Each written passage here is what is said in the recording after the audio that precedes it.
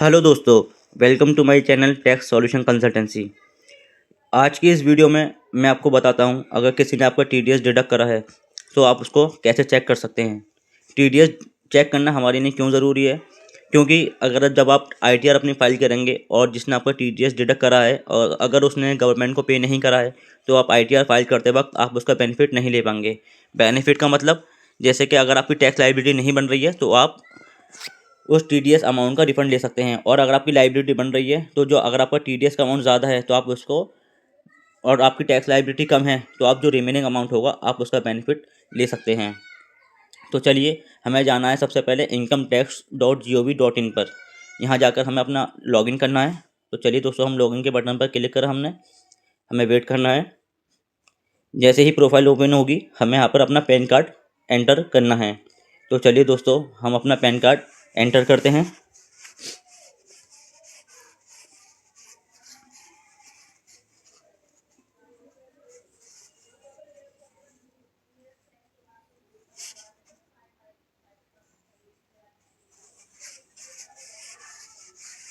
Pan card enter करने के बाद मैच करिए, नंबर सही डाला है, फिर कंटिन्यू के बटन पर क्लिक करना है। कंटिन्यू के बटन पर क्लिक करने के बाद फिर हमें चेक बॉक्स पर क्लिक करना है और फिर हमें अपना पासवर्ड एंटर करना है। तो चलिए दोस्तों, हम अपना पासवर्ड एंटर करते हैं। पासवर्ड एंटर करने के बाद फिर हमें कंटिन्यू के बटन पर क्लिक करना है।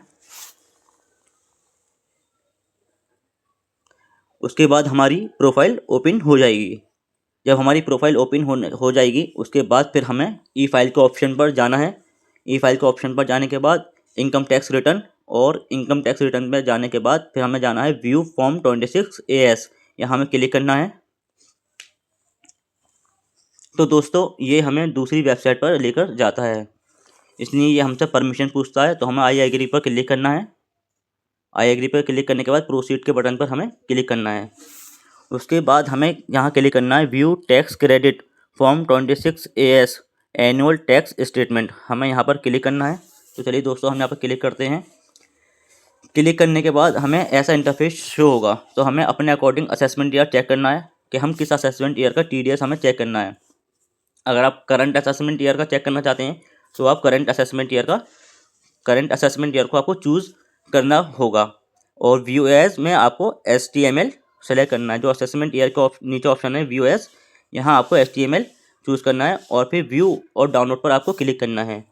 व्यू डाउनलोड पर क्लिक करने के बाद फिर पूरा आपका फॉर्म टीडीएस का ओपन हो जाएगा। यहाँ आप अपनी सारी इन्फॉर्मेशन चेक कर सकते हैं, जैसे कि एस नंबर, सीरियल नंबर, यानी कि अगर आपको दो टीडीएस डिडक्टर ने आपको टीडीएस डिडक्ट करा है तो यहाँ पे सीरियल नंबर में 2 आएगा। उसके बाद नेम ऑफ डिडक्टर, किसने आपका टीडीएस डिडक्ट करा।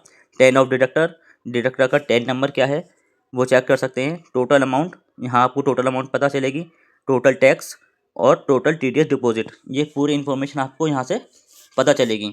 तो दोस्तों, आप ये चेक कर सकते हैं इनकम टैक्स की वेबसाइट पर आकर फॉर्म 26 पर क्लिक कर ये चेक करना ज़रूरी है, क्योंकि अगर आपकी टैक्स लायबिलिटी नहीं बनती है तो टीडीएस का अमाउंट रिफंड हो सकता है, और अगर टैक्स लायबिलिटी आपकी कम है और टीडीएस का अमाउंट ज़्यादा है तो रिमेनिंग अमाउंट आपका रिफंड हो सकता है।